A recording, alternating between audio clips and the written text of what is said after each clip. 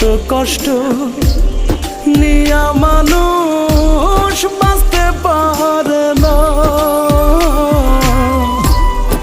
আমার মতো এত কষ্ট বিধি তুমি কাউকে দিও না।